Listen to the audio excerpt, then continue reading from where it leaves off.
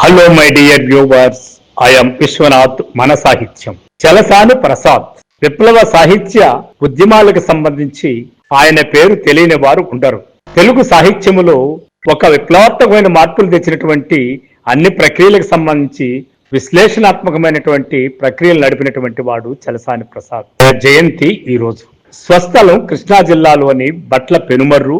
December 8న 1932లో కృష్ణానదీ తీరంలోని చెల్లపల్లి దగ్గరలో నాదెళ్లవారిపాలెంలో జన్మించారు. తన ప్రాంతాన్ని, కులాన్ని, వయసును కూడా అధిగమించి వేలాది మందికి స్నేహం పంచి వేలాది మంది ప్రేమను చూరగొన్నారు. ఒకవైపు తండ్రి చెల్లపల్లి జమీందారు దగ్గర పనిచేస్తుండినా 1930లలోనే కుటుంబంలోకి కమ్యూనిస్టు భావజాలం ప్రవేశించింది. అందుకే తానే ఒక ఇంటర్వ్యూలో చెప్పుకున్నట్టు తన 5వ ఏట 1937 ఎన్నికల్లో భూస్వాముల జస్టిస్ పార్టీకి వ్యతిరేకంగా కమ్యూనిస్టులు బలపరిచిన కాంగ్రెస్ అభ్యర్థుల ప్రచార ఊరేగింపులలో పాల్గొనడం తన తొలి జ్ఞాపకం. ఆ తర్వాత దశాబ్దం కృష్ణా తీరంలో మరిన్ని విప్లవ ప్రభంజనాలు వీచాయి. ఆయన కుటుంబమంతా కమ్యూనిస్టు పార్టీ కార్యకర్తలై జమీందారీ వ్యతిరేక పోరాటాల్లో, తెలంగాణ సాయుధ పోరాటంలో భాగమయ్యారు. ఆ ఉద్యమాల మీద కాంగ్రెస్ ప్రభుత్వాల నిర్బంధంలో భాగంగా ఆయన పినతండ్రి జగన్నాథరావు, అన్న వాసుదేవరావు, బావ పాపారావు ముగ్గురిని 1940 దశకం చివరిలో పోలీసులు కాల్చి చంపారు.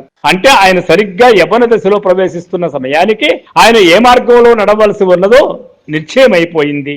ఆ ఉద్యమ జీవితమే ఆయనను సహజంగా సాహిత్య అభిమానంలోకి, సాహిత్యంలోకి నడిపించింది.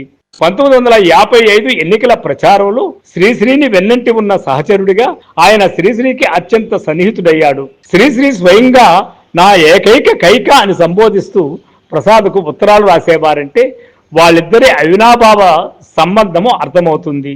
ఈ ఉద్యమ జీవితం వల్ల నీతిమైన చదువు సాగకపోయినా ప్రాచీన ఆధునిక సాహిత్యమంతా ఆయనకు మేధలో మాత్రమే కాదు, హృదయమంతా నిండింది.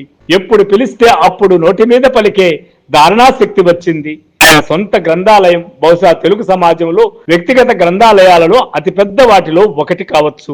నీతమైన చదువు లేకపోవడం వల్ల కాజీపేట రైల్వే స్టేషన్ క్యాంటీన్లో ఉద్యోగం దగ్గర నుంచి మిత్రులు తీసిన సినిమాలకు ప్రొడక్షన్ మేనేజర్ దాకా అనేక ఉద్యోగాలు చేసి చిట్ట చివరకు ఎంఏ పొలిటికల్ సైన్స్ చదువుకుని 1960ల చివర విశాఖపట్నం మిస్సెస్ ఏవిఎన్ కాలేజీలో రాజనీతి శాస్త్ర అధ్యాపకుడిగా చేరి 3 దశాబ్దాలకు పైగా అక్కడే ఉన్నారు. తెలంగాణ రైతాంగ సాయుధ పోరాట కాలం నుంచి రావి నారాయణ రెడ్డి, బద్దం ఎల్లారెడ్డి, సుందరయ్య, బసవ పున్నయ్య వంటి ఎందరెందరో సాన్నిహిత్యం ఉన్నప్పటికీ 1960ల మధ్య కాజీపేటలో ఉన్న రోజుల నుంచే ఆయన కొండపల్లి సీతారామయ్య, కేజీ సత్యమూర్తి ఆలోచనలకు దగ్గరయ్యారు. ఇక విశాఖపట్నం జీవితము పొరుగున ఉన్న శ్రీకాకుళ విప్లవోద్యమతో, నక్సల్బరీతో సంబంధాన్ని ఇచ్చింది. శ్రీశ్రీ 60వ పుట్టినరోజు సందర్భంగా రచయితలారా మీరు ఎటువైపు అని విశాఖ విద్యార్థులు విసిరిన సవాలులో ఆ సవాలుకు ప్రతిస్పందనగా జరిగిన పరిణామాలలో శ్రీశ్రీని విప్లవ రచయితల సంఘం వైపు తీసుకురావడంలో చలసాని ప్రసాద్ పాత్ర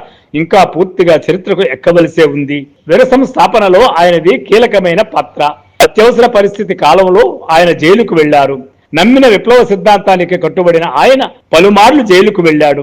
కవిగా, రచయితగా, విమర్శకుడిగా ఆయనకు మంచి పేరుంది. కొడవటిగంటి కుటుంబరావు, రావిశాస్త్రి, కేవీఆర్లతో ఆయనకి సన్నిహిత సంబంధాలుండేవి. పలు గ్రంథాలను ఆయన సంకలనం చేశారు.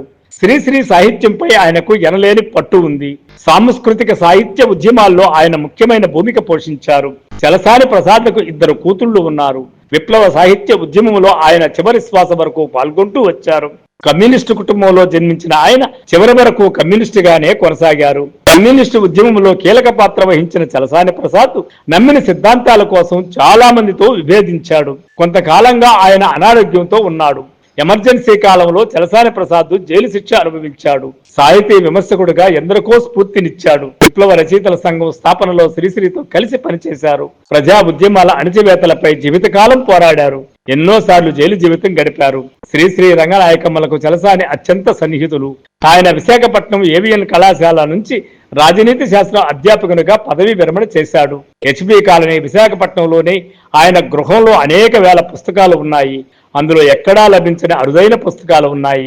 ఆయన అనేక విషయాలలో లోతుల వరకు చర్చించేవారు. ఆయన వామపక్ష భావజాలం కలిగి ఉన్నప్పటికీ విశ్వనాథ సత్యనారాయణ గారి సాహిత్య సమావేశాలకు ఎప్పుడూ హాజరయ్యేవారు.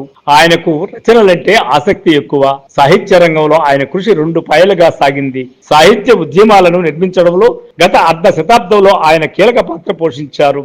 విరసం వ్యవస్థాపకులలో ప్రధానమైన వారు. ఆయన పేరు ఎవరు ప్రస్తావించినా విరసం ప్రసాద్ అంటారు. విరసం అన్న మాట దాదాపుగా ఆయన ఇంటి పేరైపోయింది. ప్రసాద్ సాహితీ సృజన తక్కువేమీ కాదు. కవిత్వము, వ్యాసాలు రాశారు.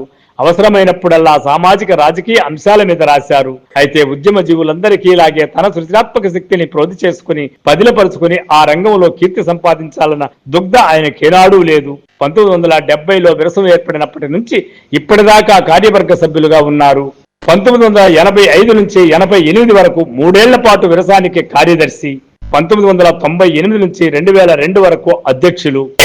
ఆయన సాహిత్య ఉద్యమంలో తనను తాను కార్యకర్తగానే పరిగణించేవారు. సాహితీ రంగం కూడా ఆయనను అదే దృష్టితో చూసింది.